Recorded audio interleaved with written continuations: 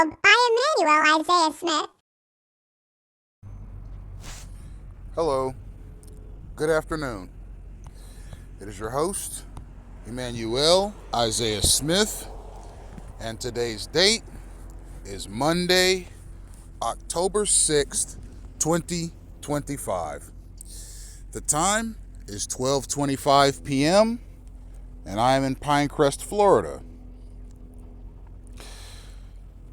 The topic of today's lecture is street theater. Now, before I do this lecture, I would like to address a number of persons that I've addressed individually in various other videos, but I've not addressed you collectively. So I'm going to address you collectively for once and for all, so that there's no mistake whatsoever as to what I think of you. So I'm going to put you all in a category. I'm going to label you. Okay? I'm going to label you as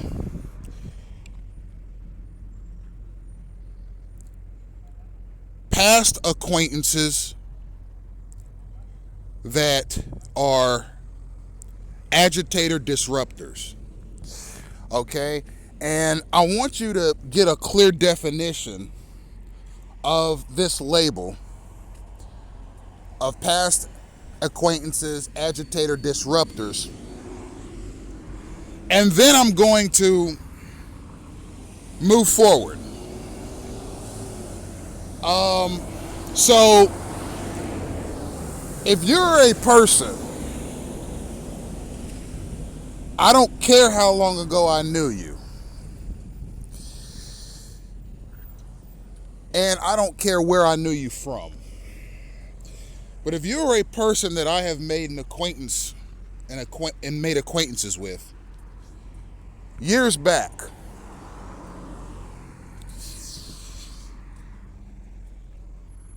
and you use the street theater mechanism all these years later to either find, make contact, or otherwise disrupt me, your host,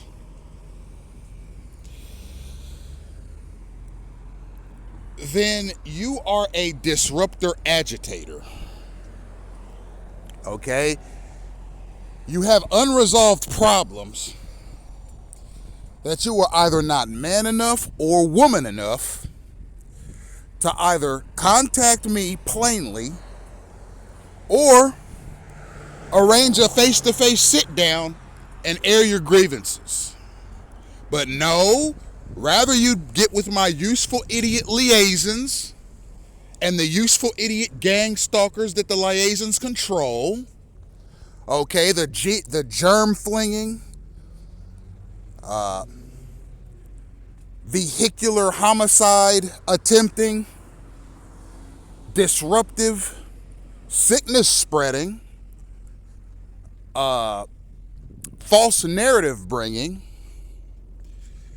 disgusting, hateful, silly, degenerate, foolish, ignorant, deleterious,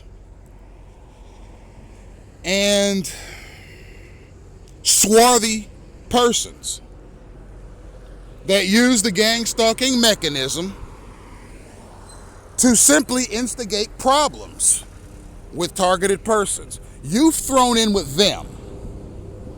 Do you understand? You've thrown in with their mechanism to make close contact with me.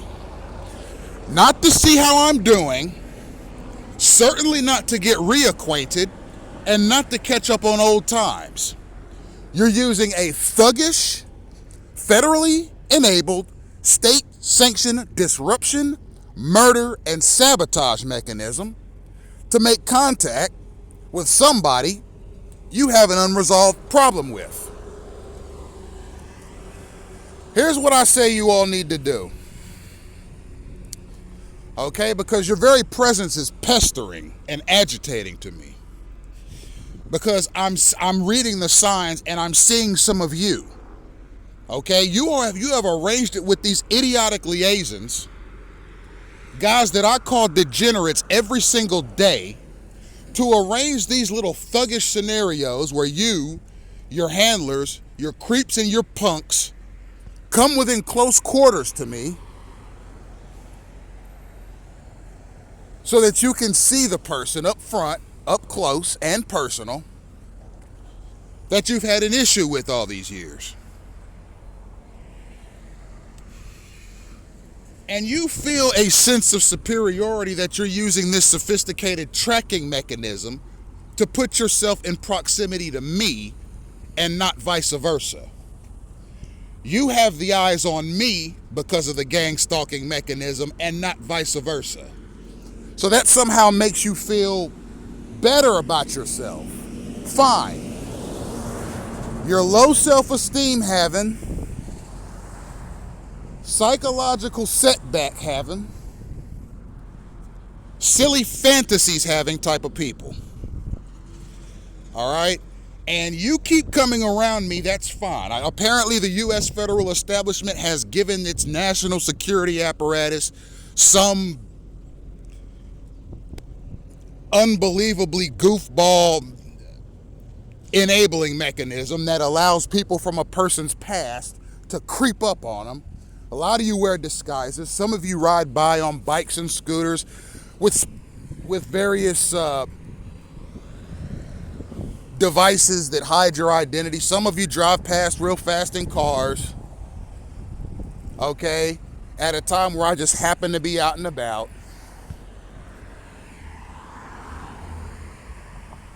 I see you, I remember you, I know where you're from. And quite frankly, your activity is as such as the people you know, the people you're friends with, your family, your offspring, your God and your country ought to be deeply ashamed of you for participating in something so idiotic. All right, that's 7 minutes and 45 seconds of me letting you all know what I think of you. I think I'm going to move on with the meat of the lecture. And you'll have to excuse me, ladies and gentlemen. Sometimes I just get compelled to address not only gang stalkers and liaisons, but people that I've known personally over the years who are using this mechanism, the very mechanism that I speak out against on social media, to come within close contact with me. All right, it's not to shake my hand. It's not to give me a pat on the shoulder or excuse me, or anything similar. These people that I've known from my past, and I see them, I see them clear as day. Okay, even with the disguises on, it is very obvious. Okay, I'm not going to name your names because, like I've said in previous lectures, my listeners, the ones that appreciate my program, deserve better than to hear the names of people that like to sneak up on people using clandestine spying and tracking mechanisms. I'm not going to burden my listeners by giving them your names. Do you understand? But I know exactly who you are, and I see exactly who you are. And it's disgusting that you've chosen this type of mechanism to get this close to me. And not only personally, but remotely as well. A lot of you use bugging equipment and all kinds of various other audio-visual spying mechanisms on me and my significant other at night. And a few of you have hacked my tablet, and you have hacked the camera on my tablet, and you are staring at me through my tablet camera as I work. That is terribly creepy. And you know what's terribly creepy about it? Is because you think that you're doing this in secret. You think that you're covert. You think you're clandestine, and you're not. You're talking to somebody who has experienced clandestine gang stalking, okay, of a federal nature in heightened levels for 10 years. In various capacities over the last 25 years, and definitely over the last 30 years. Do you understand? I don't consider a person my friend who feels the need to spy on my person, or my significant other, or my progeny, or anyone else. You ain't a friend, and you're not a buddy. Okay? I'm calling you useful idiots because you are a useful idiot to somebody. Somebody out there is using you to pester me in various capacities. Do you understand?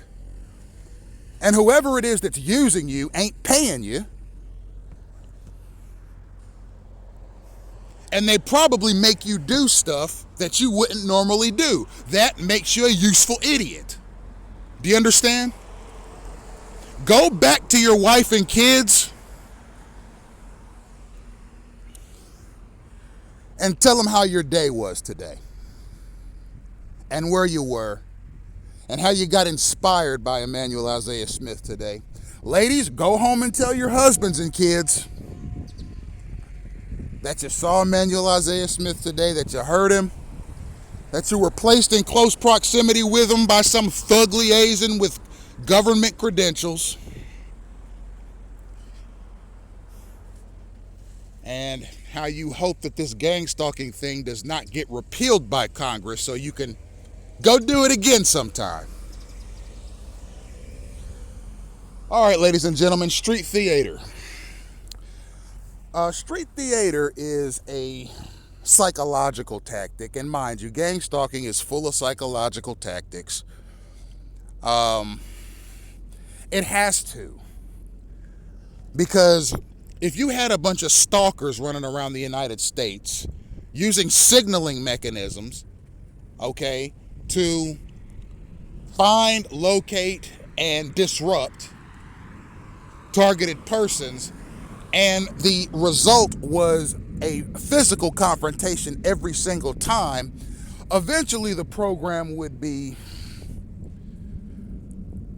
sniffed out and labeled as terrorism, which it is. Gang stalking is domestic terrorism. Okay? And me, your host, Emmanuel Isaiah Smith, I've done extensive research on domestic terrorism because, quite frankly, it was the work of a number of domestic terrorists, particularly over the 80s and 90s, that led to enhanced surveillance mechanisms like gang stalking to become manifest. Okay? Now, street theater is a part of the gang stalking mechanism with respect to its ability to manipulate the targeted person's surroundings. And it allows the stalkers, the liaisons, okay, to have some semblance of control over what it is that the target sees on a daily basis. You see, before your gang stalking campaign picks up, you have some semblance of what a normal life might be. Okay? You have some semblance of what normal human behavior is. You have some semblance of what it means to be a sovereign United States citizen.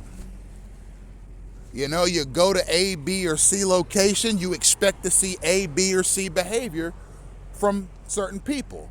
Okay, we'll give you an example. So, for example, let's say before the gang stalking campaign really kicks up, right?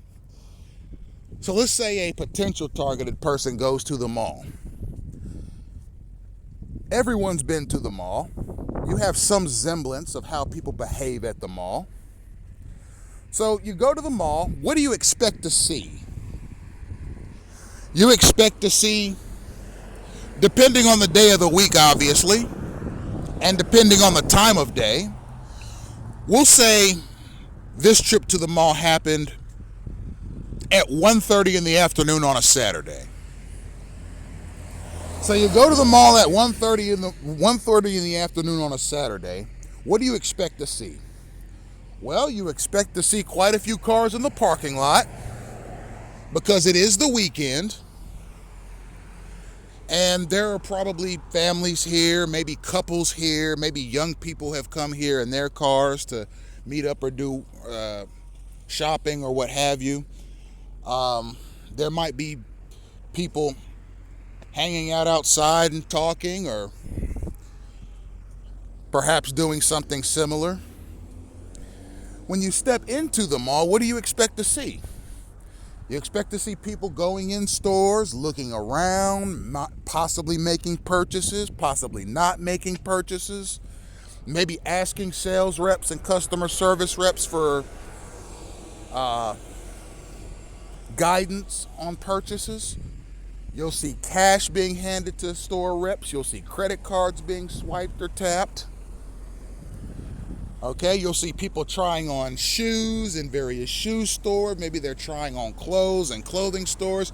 Maybe you see people in electronic stores trying out the latest new hot video game, or maybe you go to the computer store that's in the mall and you see people testing out the latest computers and computer gadgets and accessories.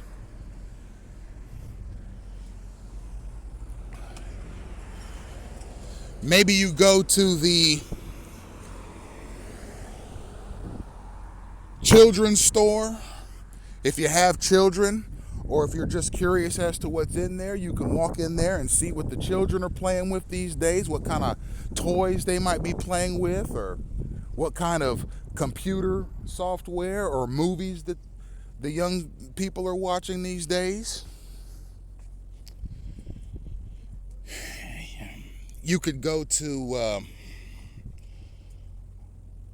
one of the more well-known brands like Macy's or JCPenney's or Saks Fifth or Dillard's and see what the latest fashions are. Maybe see what colognes are being offered. What are the new hot colognes on the market today? You might visit a niche store in the mall, one of the kinds of stores that is not a particularly well-known brand but is tailored to a specific market for a specific product. The kind of store where you find very unique brands of anything, ranging from clothes to headphones, anywhere from shoes to artwork, niche brands. You could check out a few of those. You expect to see some people there. You might see a few people there alone. Maybe they're just enjoying their day, seeing who's around. You might see teenagers hanging out. You might see children playing. You might see families together. You'll see women pushing baby strollers. You might go to the food court and try out some of the restaurants they got there. See who has what. You might observe some of the scenery. You might observe what's going on in and outside of the mall.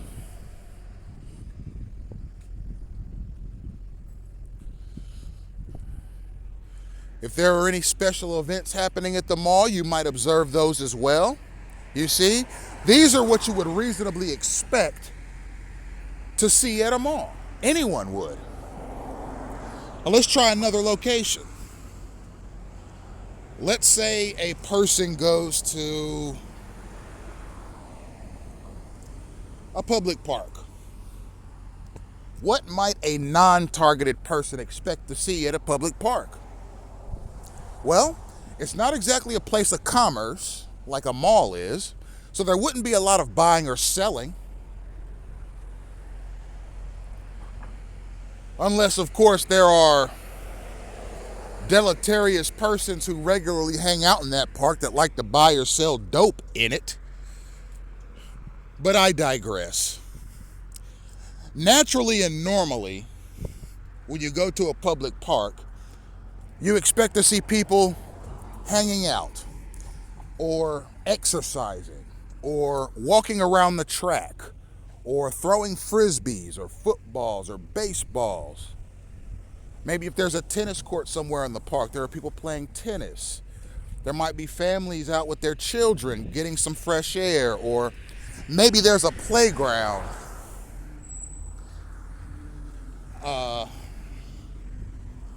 somewhere in the park that children are going to be playing in, and they'll be watched by their parents. And maybe you'll see people on bikes riding through the park, or skateboards, or what have you. Right? Non-commerce activity. Let's take a third example. What might a non-targeted person expect to see if they go to a restaurant? Well, a restaurant is a place of commerce. It's not exactly a place of the amount of heavy consumer traffic that a mall might see, but it does commerce. There's typically one entrance and one exit, a smaller parking lot. You pull up to the restaurants, you might, depending on what time of day it is, you might see people exiting or leaving, or you might not. Maybe everyone that's eating at the restaurant is enjoying their meal and there's no one coming or going. You are the fresh face of the restaurant. So, you walk through, you go to the greeter, and she asks you how many people are with you. You tell her. Maybe it's you, maybe it's a number of people. They sit you down, they give you a menu.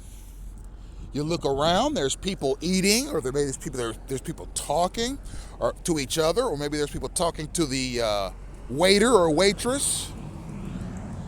From time to time, you'll see waiters and waitresses bringing food out. Maybe they're taking empty dishes back to the kitchen.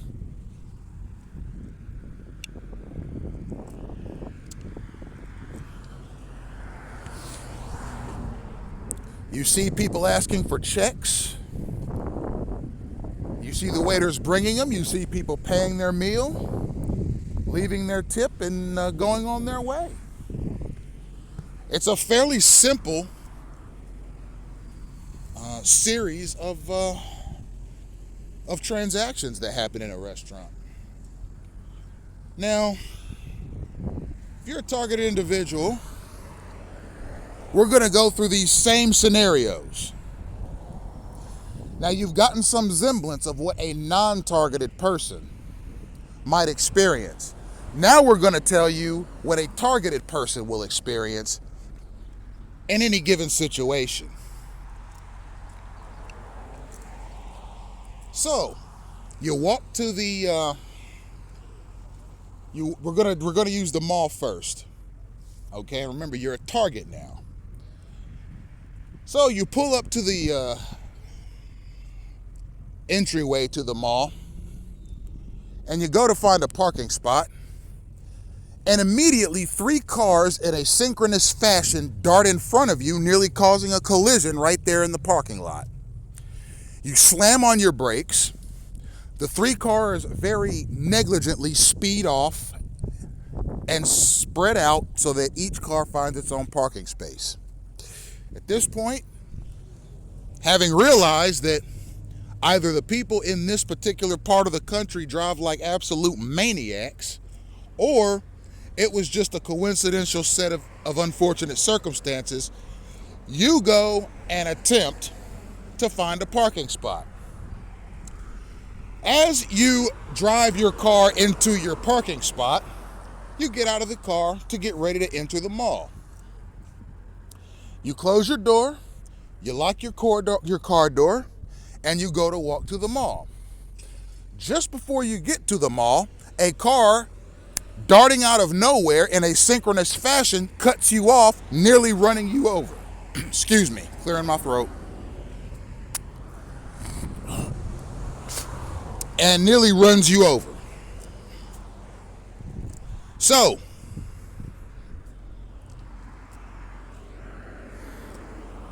you realize, all right, okay, if you're me, if you're Emmanuel Isaiah Smith, the host of EIS Media Group and Bible Discourses LLC, you're realizing right off the bat, okay, I got useful idiot stalkers around me. They're chucking signals. They're receiving signals. There's probably a few goofball liaisons hanging around somewhere, attempting to get some problem started.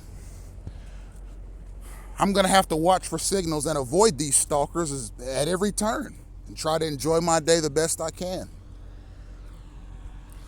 So you walk through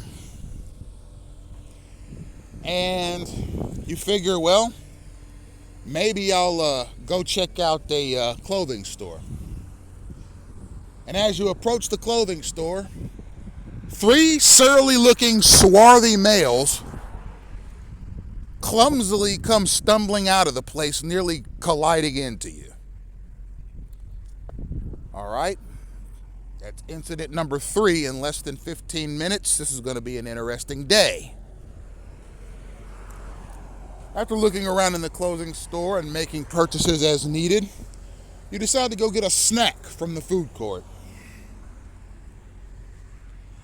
As you go climbing up the stairs to get to the food court, some clumsy goofball gang stalker who's taken a signal to run down the stairs comes stumbling down the stairs, nearly colliding into you, nearly running you off the side of the ledge. Wow, you might think the gang stalkers out here play a little rough. You go and get your food, and as you're ordering it, one of the cooks, acting on a signal from one of the liaisons, arbitrarily sneezes in the air over your food. You see it and you go, you know what, I think I'm going to pass on that order. And then you go to a different restaurant, because after all, you came to the mall to enjoy your day and to obtain necessities, not to get sick because of some goofball gang stalker taking some signal from somebody.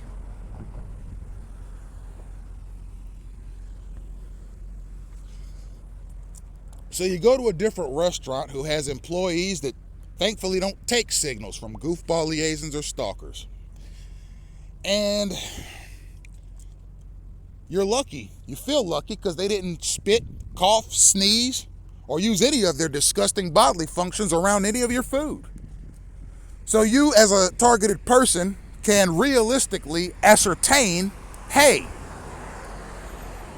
I can eat here and not worry about having to go to the hospital and obtain antibiotics, which will make me feel semi-normal for the next 7 to 10 days.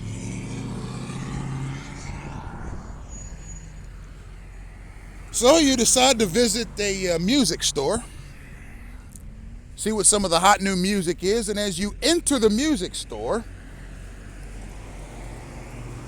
someone who looks, talks, and dresses just like you do is standing there in the music section that you had plans on going to. I'm going to stop right there, ladies and gentlemen. That's the street theater. Okay? A targeted person, when they encounter street theater, they encounter people who knowingly or unknowingly mimic the target in some way. Some of them mimic the target in such a way that it looks as if they might be mocking you. But how do you mock somebody that you don't know? That's the question that begs to be asked.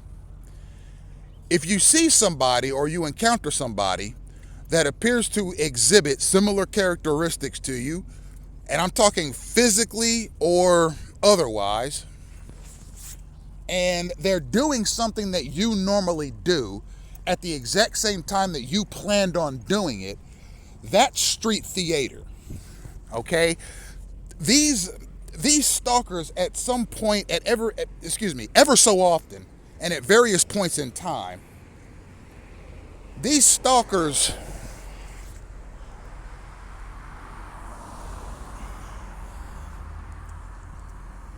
will find some resource or mechanism that enables them to become you for a period of time. Okay? Sometimes targeted individuals have stalkers that mimic them around town. Okay? Even though the people that they come in contact with may not know you personally, the goal is to give your stalkers and your liaisons some sense of a psychological edge on you. You see, I've seen my own doppelgangers, okay? People who have imitated me, people who impersonate me, people who have tried to become me around. Okay, sometimes the stalkers will signal these people, these imitators to you, out of nowhere. And you look at them and you go, that's interesting. That person resembles me, is kind of dressed like me, and is engaging in a behavior that I particularly engage in, right here and now. How interesting. What's the point? Well, the point is this. When you encounter street theater, particularly street theater where a person looks as if they're trying to become you or imitate you or act out scenes from your life right in front of you, and mind you, how do they know they're acting out a scene from your life? They don't know. Okay, that's what makes street theater a special thing. The person doing the acting doesn't know that the subject of the performance is staring right at them. They've just been signaled to a specific location at a specific time, and they're putting on a performance in accordance with what they were told to do in front of the targeted person who they do not know, who they do not personally have any acquaintances with, and who they have absolutely no chance in heaven or hell of ever becoming friends or buddies with. So when you encounter street theater and people are imitating you, they're trying to impersonate you, they look like they're trying to become you, this all ties into the social engineering aspect of clandestine gang stalking that I've talked about in various discourses. When a person in the gang stalking protocol looks as if they're trying to become you, or looks as if they're trying to imitate you so closely that there's no difference between the two of you, or if you ever encounter street theater where a doppelganger of yourself is attempting to impersonate you in some way, then chances are what's being said here is this. And mind you, gang stalkers, the liaisons, the orchestrators of this thuggish, degenerate mugging mechanism, they like to mock the targeted individual and mock him often. Okay, they like to mock you. All right? And they like to set up instances of gang stalking and street theater that will try and make you look bad to other people. Like sometimes when a targeted person leaves a crowded room, for example, his stalkers will get up and mock him in front of everyone that was just observing. And I've noticed that myself. There have been times where I was doing something in a room that was fairly crowded, and when I left the room, it was quiet, but then maybe I walked around the side of the building and looked through the window, and I was being mocked by somebody, physically mocked by somebody who was obviously a stalker.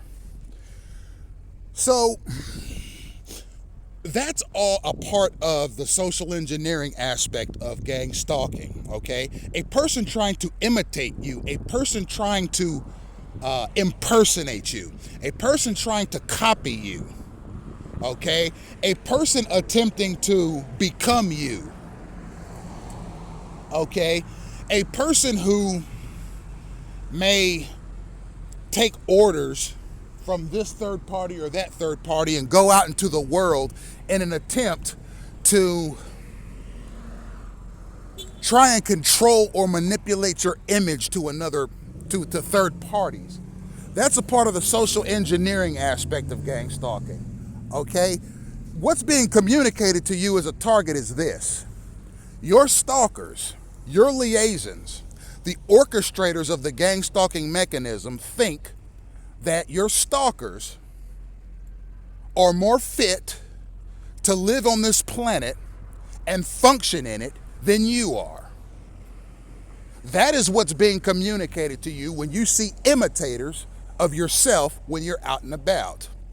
Your liaisons, your stalkers, are communicating this message not only to you but the world.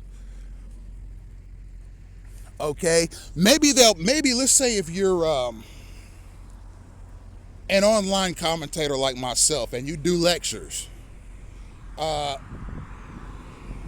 we'll take me personally for an example. So I do these lectures, I use my tablet, and I do them typically outside because I enjoy the atmosphere better outside doing these lectures. So let's say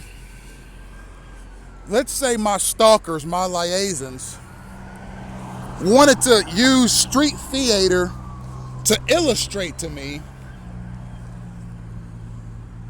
your lectures aren't anything to us. Your lectures are no good to us. We have gang stalkers that we could signal over to you right now that could do a better lecture than you.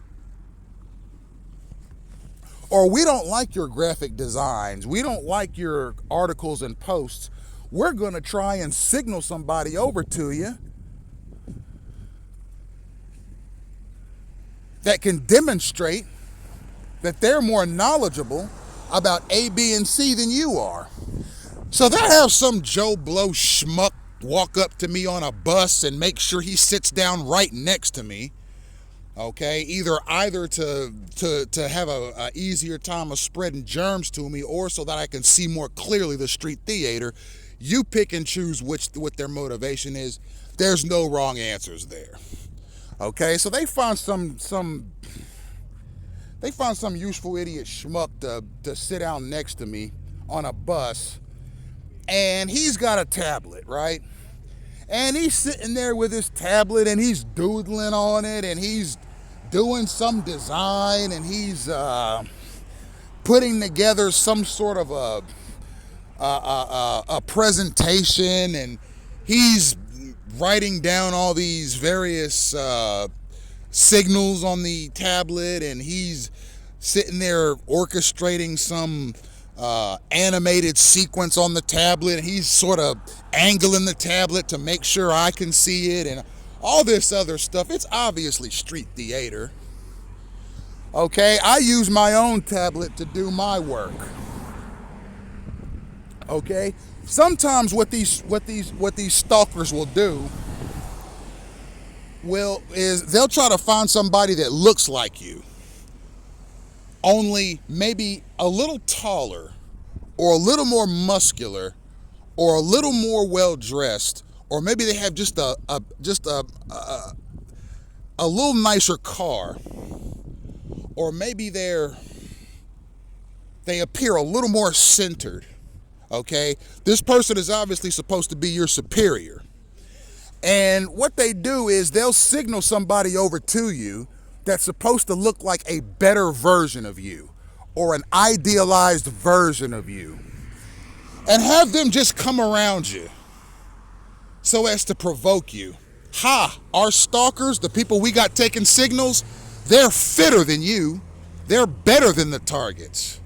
Look at how wonderful our stalkers are. Look at how great they look. Look at how great they smell. Look at how nice their cars are. Look at how nice their clothes are. Society would benefit much more from a guy like him than a guy like you. And look, the two of you are about the same age, same height, about the same skin complexion. The two of you look like you could almost be relatives, but he's obviously a better or a more effective or efficient person than you, Smith. Okay, this is the vibe that I get from that kind of street theater with the mimicry and so forth. That was street theater right there.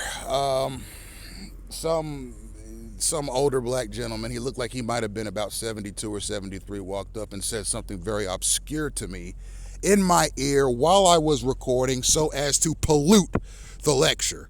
But that's okay. We're going to keep recording. These useful idiot gang stalkers and all their liaisons can go right to hell. And if any of them were man enough to look me in my face, I'd tell you to go right to hell. Now, let's get back to business. So, you got the liaisons, you got the stalkers. The liaisons get their marching orders from the federal establishment itself, probably the federal, we'll call it the federal intelligence community, which pretty much runs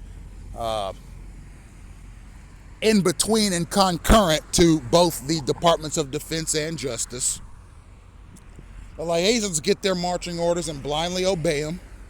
They send signals to gang stalkers all around the city.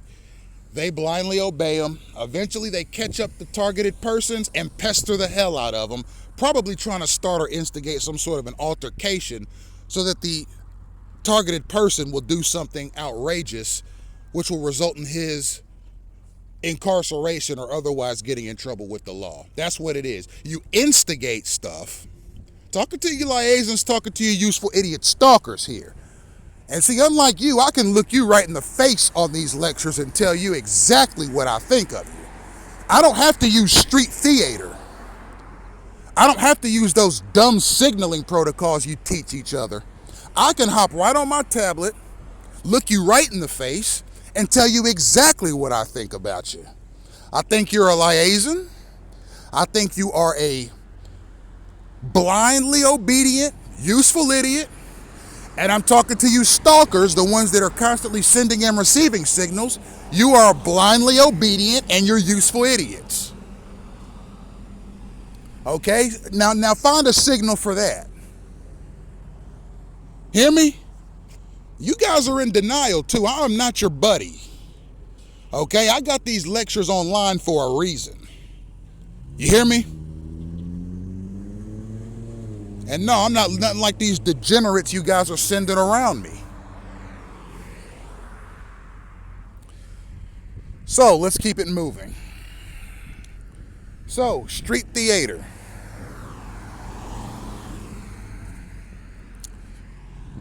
It's essentially the stalkers trying to put it in the targeted person's head that our people are superior to you. Look at how easily we're able to imitate you, mimic you, and yes, mock you after you leave a room.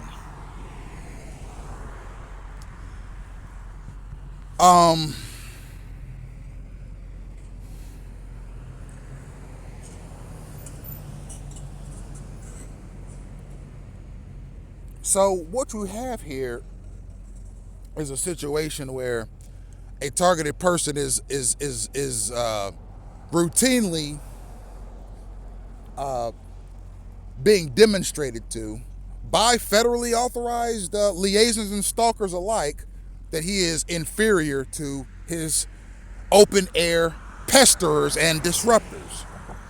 Another thing they like to do is they like to instigate scenarios where ideal versions of you or your family are presented to you. You could be in a public park. You could be in a shopping mall. You could be in a grocery store. You could be in a big box retail establishment. You could be at a bus stop. You could be at a restaurant. You could be anywhere. And these picture perfect couples or families that are supposed to either resemble what your family could look like or should have looked like, and they parade them right in front of you in a synchronized fashion so that you see them and so that you'll covet what they have and you don't. That's the point. That's the purpose. That's the protocol. The protocol is to make the targeted person feel less of a person so that they're more timid. You see? Because at some point the stalkers realize, okay, these useful idiot liaisons, these germ-flinging liaisons, they realize if we're going to do a successful gang stalking on this person and disrupt them hand and foot for the rest of their life, we need an easy target. So a timid target is an easy target.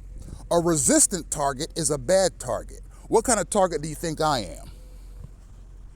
Okay? I can promise you, ladies and gentlemen, these Joe Blow schmucks that are in charge of my gang stalking campaign wish I was more timid. I'm a resistant target. That makes me a bad target. That makes me the kind of target that a gang stalker might be afraid to approach. The kind of target that a liaison might be afraid to approach. The kind of target that some thuggish, germ-flinging undercover operative might be afraid to approach. Because I speak my mind, I'm large in stature, and I'm not afraid to defend myself, period. They'll test me from time to time. They'll send some degenerate out to me, and this degenerate will make remarks and act a certain way. Maybe they're aggressive, maybe they're hostile, maybe they're just too forward to try and intimidate me. Similar scenario happened last night, actually, and it ended with the son of a gun asking me for a cigarette, which I gave him just to shut him the hell up. He was sitting there blabbering about something I couldn't even understand for about 10 minutes. And he was doing it in a very forward way, like he was trying to force his point into my ears, into my eardrums. And it was obviously street theater. It wasn't anything but. But I had to end it. So I flicked a cigarette at him and hoped his punk self wandered off somewhere, because he was obviously signaled to me. But no, he ended up jumping on the same bus as me and did everything in his power to sit as close to me as possible. Maybe he wanted to be my friend. Maybe one of those thug liaisons told him to sit as close to me as possible so that he'd have an easier opportunity of spreading germs to me through the airborne bacterial mechanism. And mind you, germ flinging is a part of gang stalking. Okay? Biological, hazardous situations are a part of gang stalking. Okay? Intentional disease spreading, that's a part of gang stalking. And don't you let any stalker, liaison, or the federal establishment of this country who is all but cowered in the face of these accusations that it's enabled gang stalking could ever give you. All right? Street theater is ultimately a way to make a targeted individual more timid. It's not meant to be entertaining. It's not meant to be a joyful experience. It's not meant to be an inspirational or uplifting experience. It is simply a way for stalkers and liaisons to get together around a target in such a way so as to imitate, mimic, and or mock the target.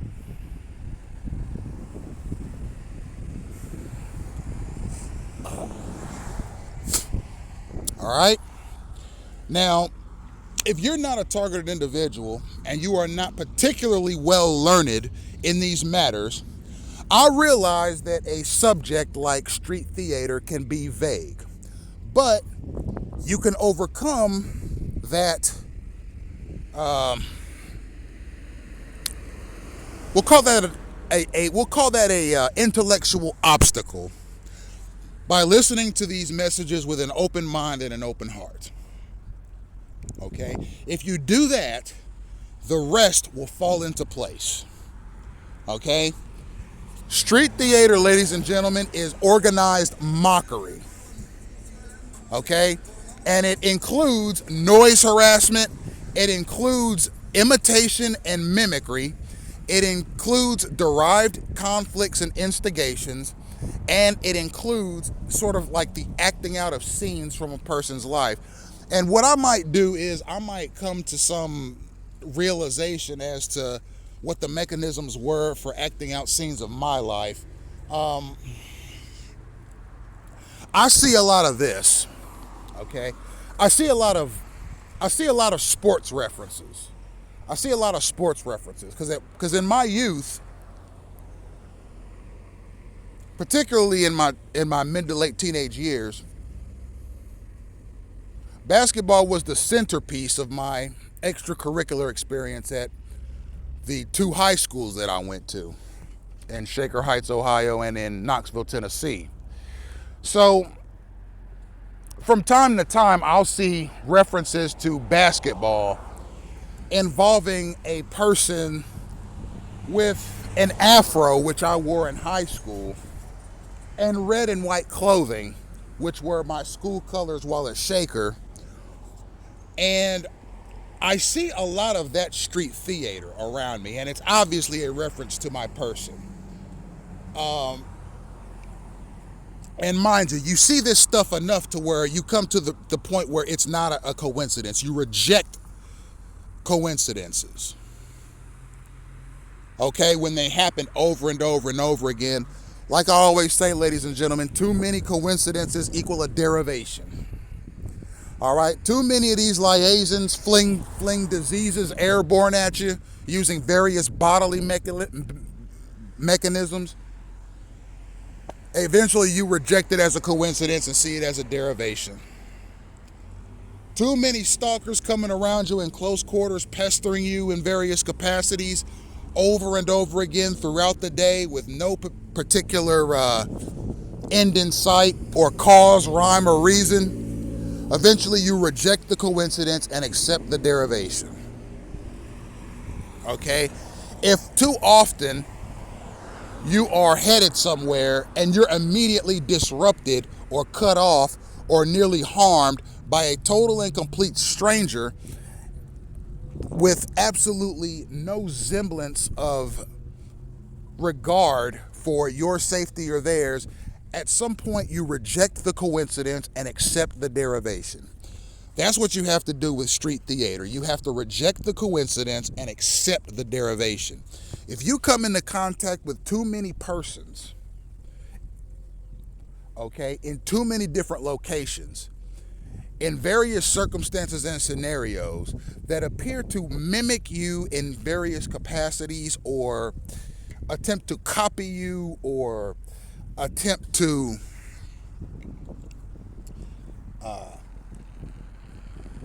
intimidate you or become you, at some point you'll realize this is street theater and I'm being mimicked by essentially gang stalkers who have been signaled to my exact location so that I'd see the mimicry and the mockery. Okay? So, ultimately, ladies and gentlemen, there is a price to pay for every action. For every action, there is a reaction. That is the root law of physics. For every action, there is a reaction. And that goes for people too. For every action, there's a reaction. For every action my stalkers take against me, I'm going to react with a new video. And even if my stalkers don't do anything to attack my person, I'm still going to let them know what a bunch of jerks I think they are by continuing to upload videos. You see? So, Stay tuned, ladies and gentlemen. More to come.